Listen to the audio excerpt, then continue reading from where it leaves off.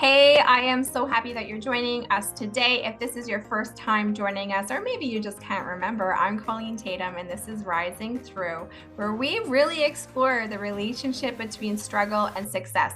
I firmly believe that too many people are concentrating on trying to avoid struggle, when in fact, the struggle is the thing that is going to bring you closer to your success journey. And so today we've got Justin Gamroth joining us. His story, man, I don't even know where to start because he's got so many cool things going on. He's got such a great story. But he is in Alabama. He has a history in the military. He has built a huge crypto company. He also had some struggle along the way, and he has transitioned right now into smart home tech. He has roots in that, so I feel like he almost went back to his roots, which is a really cool story, I'm sure, to hear about right from there. But Justin, I'm so happy that you're joining us today. Thanks, Colleen. Thanks for having me. Yeah, awesome. Okay, so you were in the military. You were an Army specialist, and I I served, think it. yes, I served in the 82nd Airborne in a reconnaissance platoon. Wow, that's amazing journey. Thank you for your service. It Even was though an I'm honor. Canadian, American as well, but you know what? Your Awesome. service serves the whole world. It's not just America. So thank you for that. You did that. When did you start doing that? That was 98. I'm 43, so that's a while ago. You were 18 when you started, right? Yeah, yeah, same. That's crazy. That is such a big thing to go in when you're 18, I feel like. Um, you know, I'm sure that you had reasons to do that, but man, when I was 18, I don't think I could have withstood the discipline of being in the military, if I'm really honest with you. Were you disciplined before you went in the military, or did the military make you disciplined? No, the military made me disciplined. That's why I joined.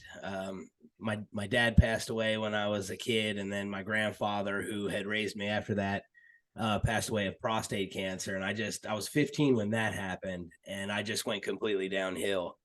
And I remember I was like 17 years old, and I was just sitting there thinking that I needed to do something with my life. I needed to do something better.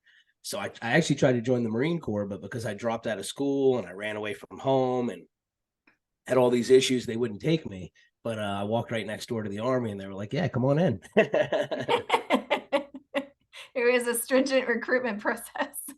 Yeah, yeah. But I tried to get the hardest things that I could get. That's why I went airborne, and I wanted to go to Ranger school.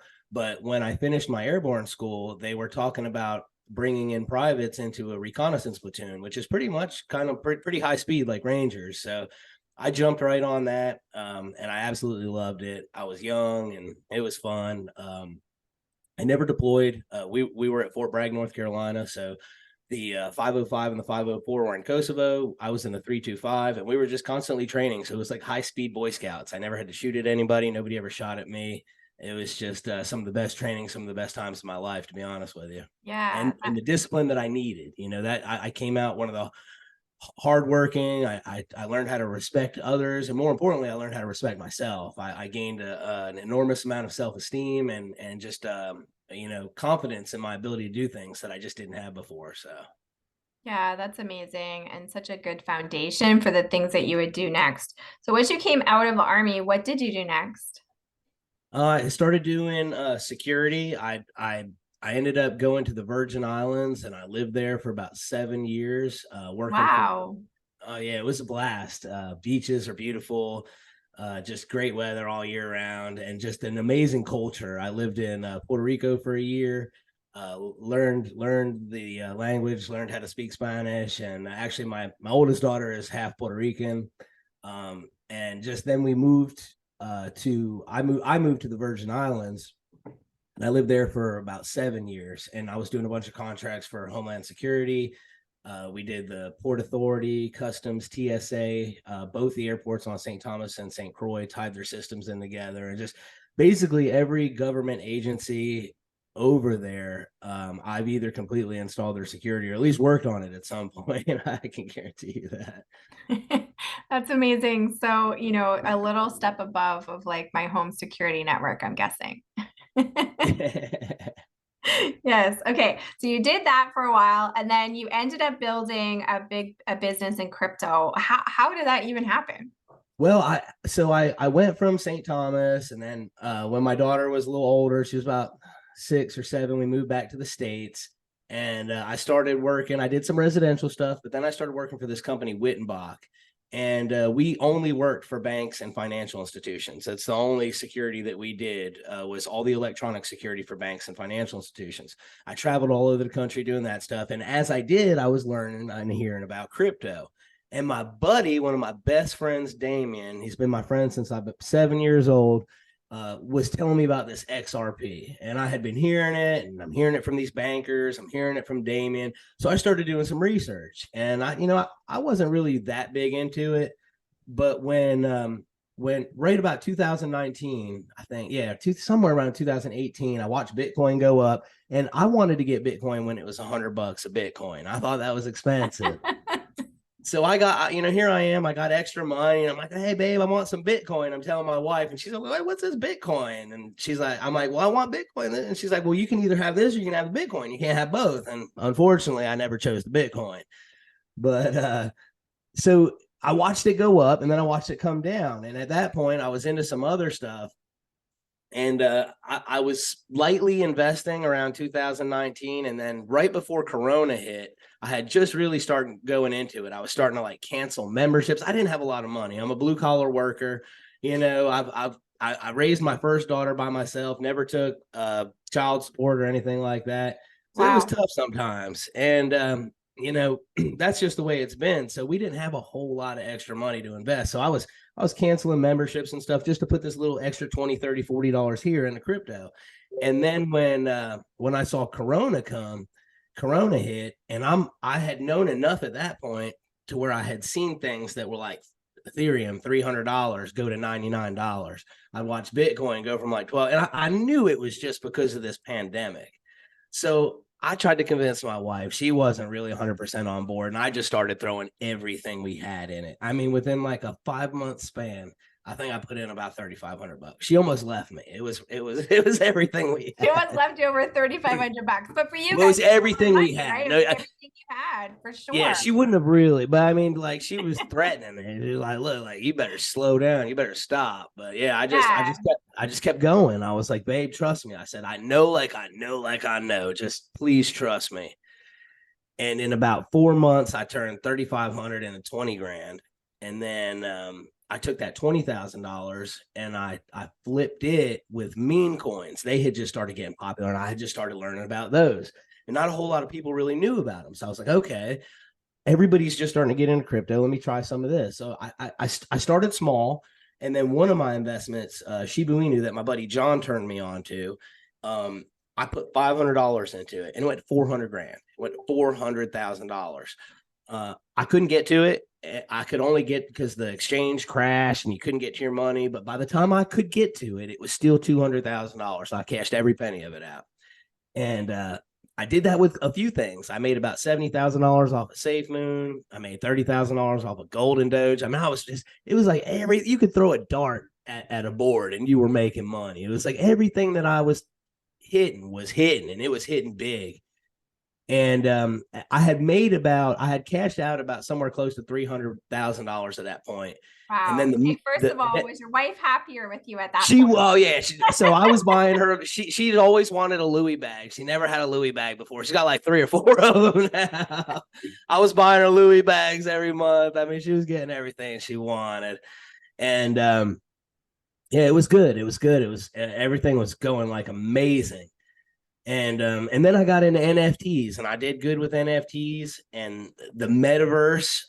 That's where I really made money. I took that $200,000 or $300,000. I started going in the metaverse, and then the metaverse started getting hot. And my wife she was like, "What you're buying video games now? What is this video game?" And I'm like, "Babe, just trust me, please." And then all of a sudden, metaverse started going off, and it was like next thing you know, we've almost got $1 million in Crazy. assets. Crazy.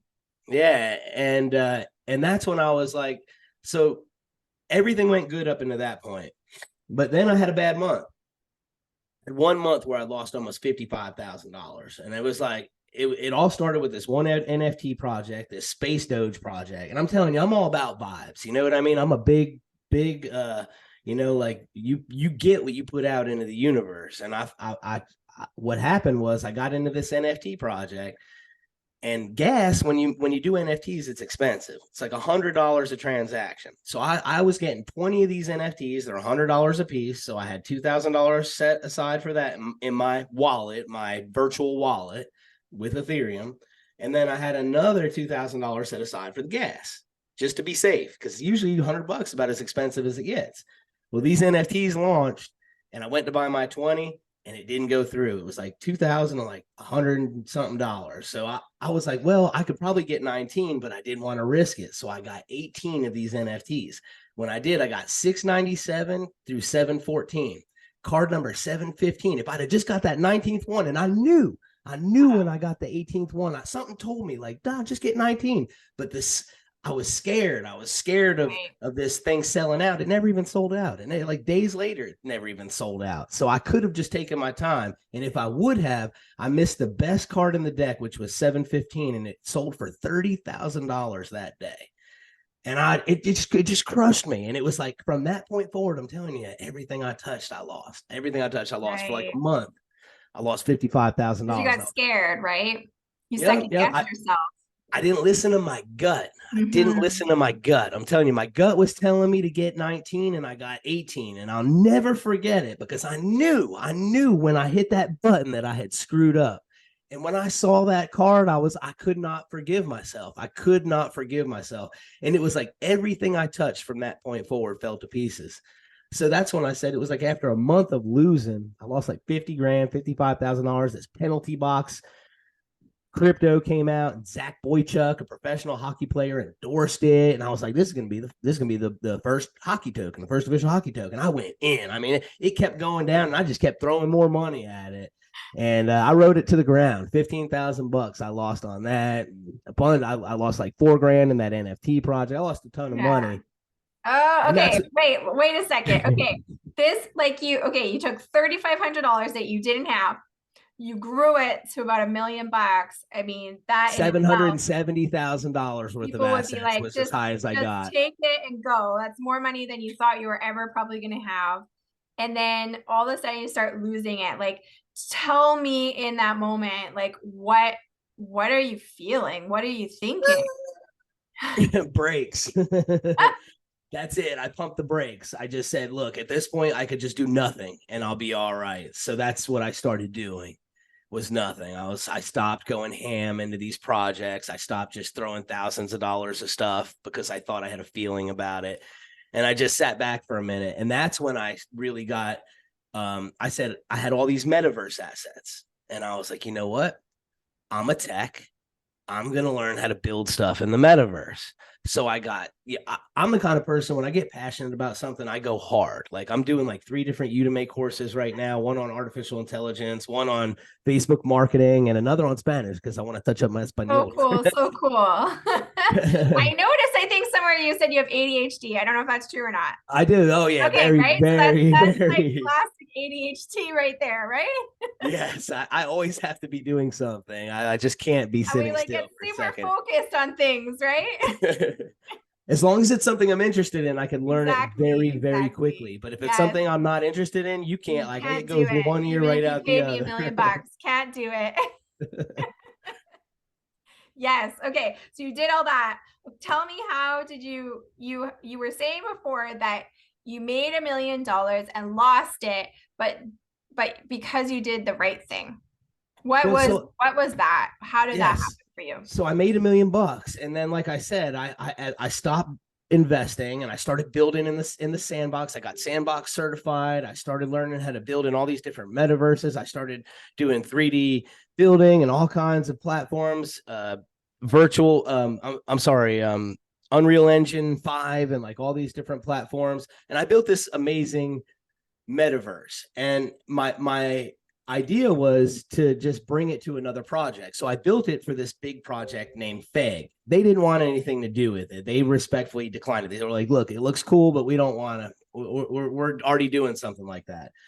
So I teamed up with this other guy that supposedly had a pretty good reputation. You know, we all knew of him. And I'm not even going to put his name out there because it doesn't matter. But this project was called Meta Apes, and I just came on as the game developer. I brought my game over, and it was our first AMA. There was like 400 or 500 people in this AMA, and these are all big time investors that were trying to raise money for the launch of our project, this Meta Apes project. I'm just the game developer, but I'm listening to them painfully try to explain the whole concept that I've built around my game. And that's what this crypto revolves around. Everything revolves around the game that I've built. So I stepped in and I start talking and I give this presentation. We sold out right there. We filled our $20,000 right there. And they were like, look, dude, you're speaking from this point forward. Well, they failed the launch. And when they did, they ran with the rest of the money. And all the investors were looking to me. So this is on Telegram. Like, these people didn't know my name. They didn't know anything. I could have just walked off of the face of the earth and disappeared. But it just felt like the wrong thing to do. So I was talking to the head of marketing, because our marketer did an amazing job. Everybody did an amazing job. The fail was a technical fail. It didn't launch because of like wallets and stuff that they programmed not being right. So I took the marketer and another marketer that he had with him and relaunched the project. And I took all my personal money and I put it into it. I took all my crypto lands, and I even bought more. I bought all the copyrights to like 120 of Snoop Dogg's songs. I bought 3 of his avatars, and I was doing real Snoop Dogg concerts in the metaverse that I could advertise because I had the copyrights to all this stuff. And it was big. So I made $1 million with my investments, but then I took this project. We raised another, after the guy took off with the rest of the first $20,000 that we raised. I raised another $20,000, put in another $20,000 of my own to give it more volume, and then we piggybacked off liquidity, doing some real weird stuff with liquidity pools. I turned it into $100,000. And when we launched, we had $100,000 market cap. And then the first day, we took it from $100,000 to $1 million. We took the project to $1 million. My mistake was thinking that the people that I went to bat for and said, hey, I'm going to save your investment, but you got to be there for me. When it hit $1 million, everybody sold. Everybody sold. Buddy. So it was a learning experience. For a minute. What was your wife saying during all of this? Cash out. Everybody was telling me to cash out, but it wasn't the right thing to do. You know, that was other people's money that they were investing because of this project. And so then I came up with this amazing idea to launch an NFT project. I took the rest of our money, sold our house. Like, I'm telling you, my wife had every reason in the world to leave me. Yeah, we sold our house. I took the remaining, because at that point I was down to like nothing. All I had was the metaverse assets, and they were all being used for what we were doing. And lands that I'm getting, literally there was one land that I was getting constantly like $150,000, $200,000 offers for. It was right next to Snoop Dogg's property, and that was right when some YouTuber paid $1 million for a land next to Snoop Dogg. So crypto is all about hype. That's all it is. It's all about hype. There's no real value in a lot of it. Some of it has value and use case, but all that money that came out of nowhere, those $2 trillion, $1.7 trillion in market cap that poured into that, was all hype, and it disappeared like that. And so these assets that I had that were worth $1 million, all of a sudden everything started going down. I mean, when I launched my NFT set, Bitcoin went from 60 something thousand dollars after I put everything. Sold my house, put everything into this, and Bitcoin dives off a cliff, goes from 60 something thousand dollars to like 20 grand, and all my assets went right behind it. Everything went down. Okay, this has to be one of the craziest rides in a short period of time. When you were going through that, lots of people would just want to quit, like actually check out. What kept you going? How are you still standing today? There's a lot of people that have been through stuff like that didn't live to tell. Yeah, it's rock bottom, man. It gets me teary-eyed just thinking about it. Like, it was the lowest point of my life. But like, I listen to a lot of good motivational speakers and stuff. And Marcus Taylor, one of my favorite sayings that he has is, when you've hit rock bottom and you have absolutely nothing, you have everything you need. And that hit me. Like, I hit the bottom and I was like, you know what? Like, maybe money's not everything. Like, I was 240 pounds. I was stressed out of my mind. I had all this money. The whole time I had that money, I had never been more stressed in my life, because I knew I knew that it wasn't built on a solid foundation. And it scared me. That's why I was always looking for, like, how am I going to turn this into something permanent? I built a brand, the blockchain technician, and I was making videos and content, and I was doing everything that I felt like I was supposed to do. But that was all a learning lesson because I spoke in front of a lot of people. I created a lot of content, and that really like helped build me up towards this relaunch. I told you when we were talking before we came on that 75 hard changed my life, but it didn't change my life. It saved my life. Because at Yeah. my lowest point, that's what saved me. I was like, you know what? All I have left is me. So I'm going to focus on that right now. And that's what I did. I worked out hard every day. I ran every day. I ate healthy. My wife did it with me. And we both got into like the best shape of our lives. And we've been keeping it like that for like a year now. That is amazing. I mean, most people would not have the strength to do that and then also to talk about it, to share it with people. They would just want to put it away and never talk about it and hide it away and hope that they didn't ever get found out, right? Well, because you're taking it, and first of all, you held onto your integrity that entire time, right? Like if you had probably not save those investors that you didn't know. It could have been very easy, like you said. You didn't even know them. They're on Telegram. They're just words on a screen. It's not like your grandma invested and you're trying to save grandma's house. It would have been very easy to just walk away and keep the money. Most people would have done that, but you would have been sitting there with the money and you would have lost it, I believe, anyways, because when we're incongruent, when we know what we have, we don't feel like we deserve or that we got the right way, we're probably going to lose it anyways, right? We're going to subconsciously do things to sabotage ourselves. But Yes. instead, you went through that, you retained your integrity, and then it brought you to a place where you latched onto something like 75 hard. For those listening that maybe live in a cave, I don't know. If you don't know what 75 hard is, Andy Frizella, you can Google it. It's an incredible program. It's based in fitness, but really more what it is Mental toughness. personal Mental development, toughness. mental toughness game of committing to something incredibly difficult and making sure that you follow through and that your wife did it with you because, what is your wife's name? She's an incredible Ashley. lady. Ashley is Ashley. incredible. I mean, Ashley's probably the hero of this story, that she is along for this ride with you. And you guys are still standing today, and you Yeah, took it and definitely. you are using it to get better. And so you've done 75 hard. It's been a year. You're from your lowest point to this new point. And I believe that the next thing that you do, you will build that foundation. You will regain where you were, but this time it's going to stick. This time it's going to be built on solid ground Oh, because, 100%. right? A lot of people have been there. If you look through history, even Ford, KFC, all these great companies that we think of, we think, oh, they were just lucky. They were just successful. They weren't. Ford went bankrupt. KFC didn't ever really become successful until I think he was 59 years old.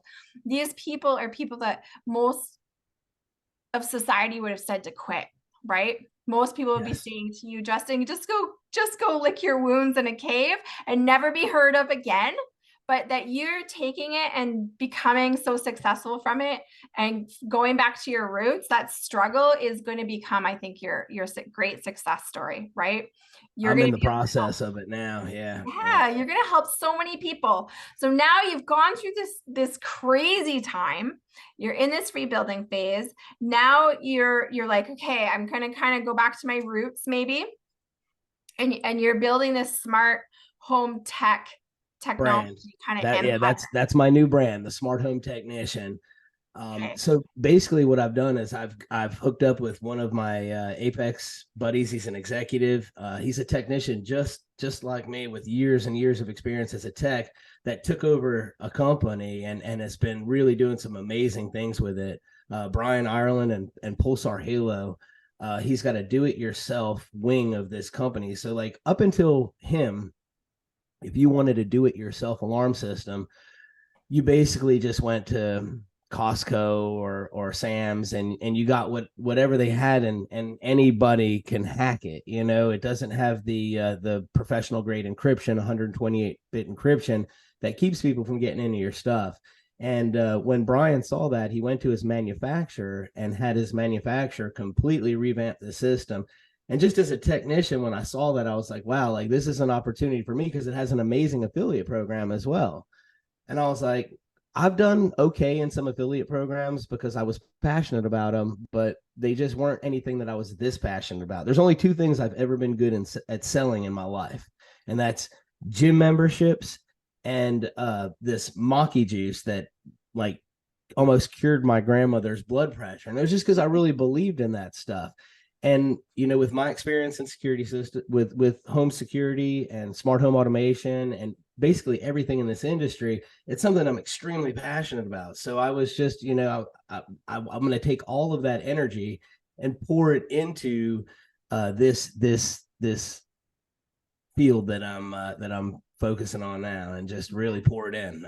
Right now, I'm building a Facebook campaign. I've really never done any big Facebook marketing before, but I'm studying the hell out of it. And I'm telling you, I'm the kind of person that I will master it, and I will be one of the best at this within a matter of weeks, if not months, just because that's the kind of person I am. And I'm just excited. It gave me something to be passionate about.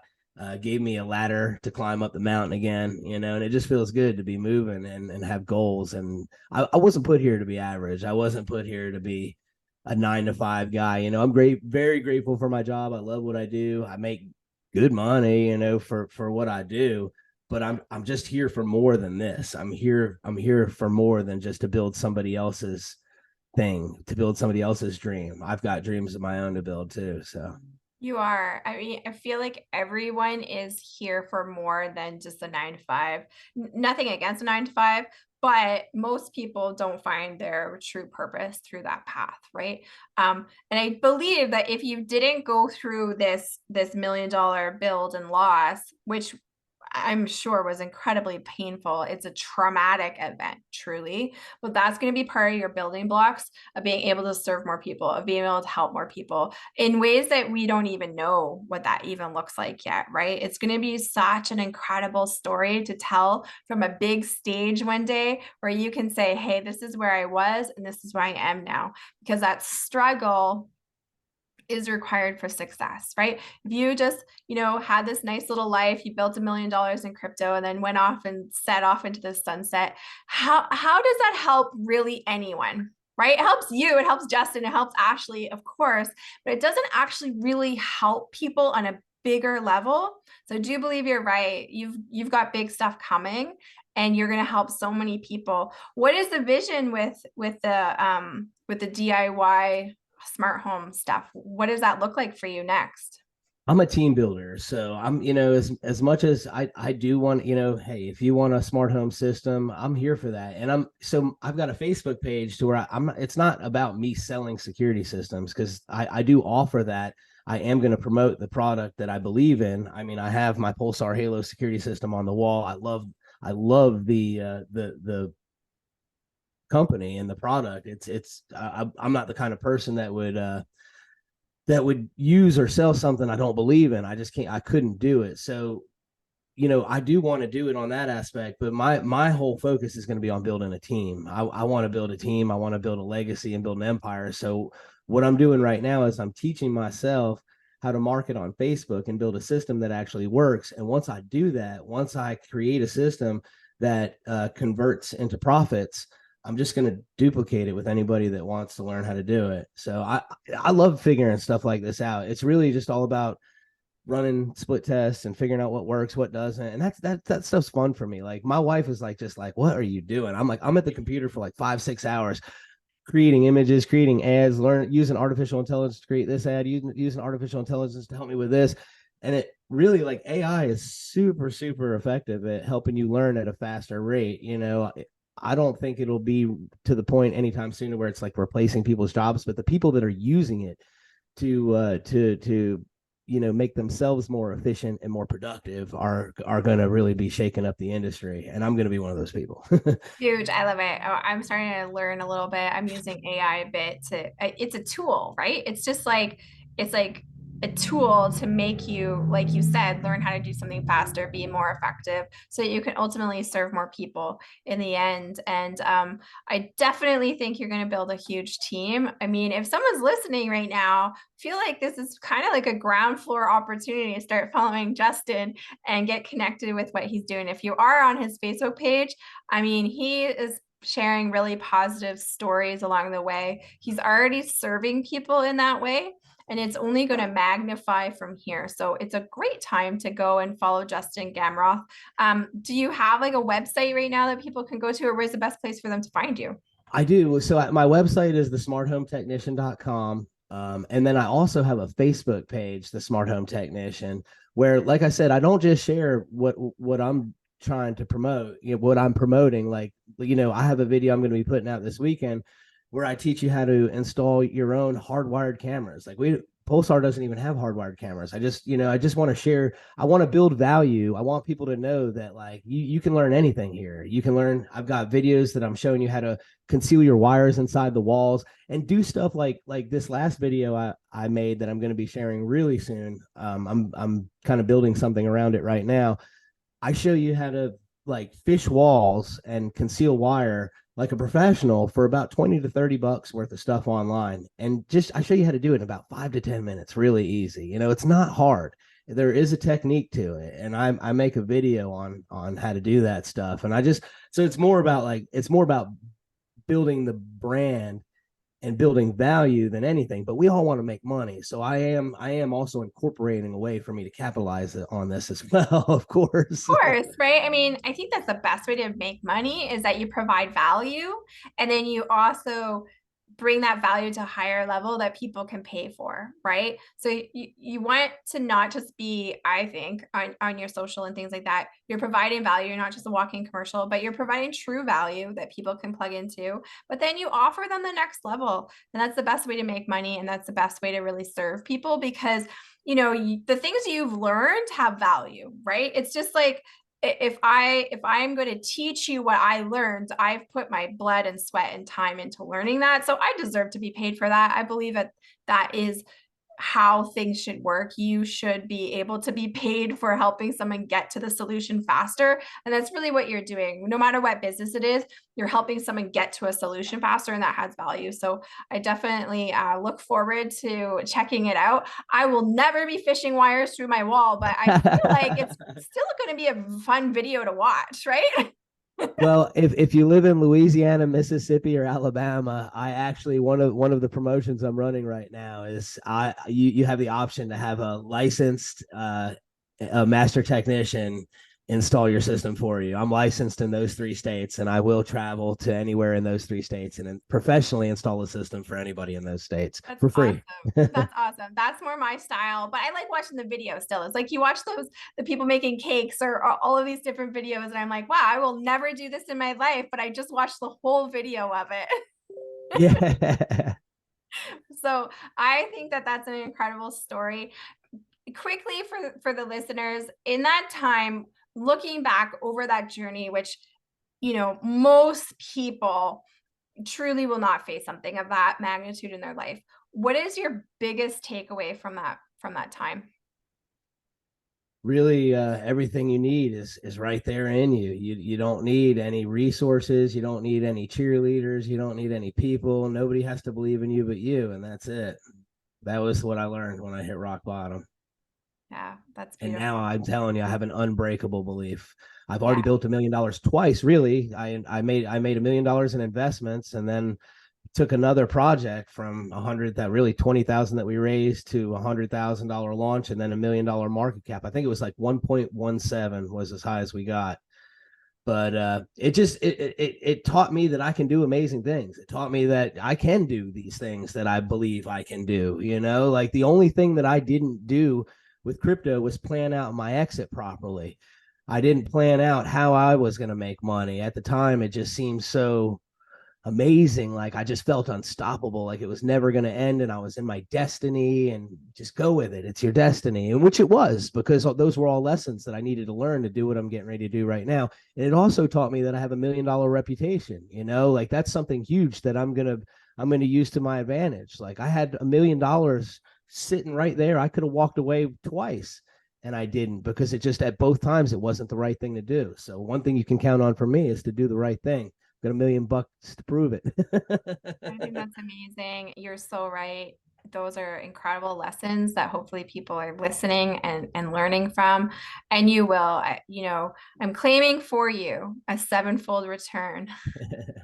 You are going to get your due, and we're going to love watching it happen. So if you're not following Justin, follow him. They'll be in the show notes of where to find him. But thank you so much for sharing your journey with us. Thank you. I'm touched by it. I think there's so many lessons in there for people. And truly, truly, truly, I know that you're going to do great things and be able to help so many people with your story. So thank you. Awesome. Thank you so much for having me, Colleen. For sure. Thank you so much for listening. It's always an honor to have you spend some time with us. If you found this podcast of Rising Through valuable, please like, follow, and share it with someone that you think could benefit from it. That's the best way to give us the kudos, our guests the kudos, and it means a ton to us. If you have been thinking that maybe you want to connect further with me, maybe about the business that I'm in or anything in general, just please follow the links in the show notes and I would love to get connected to you.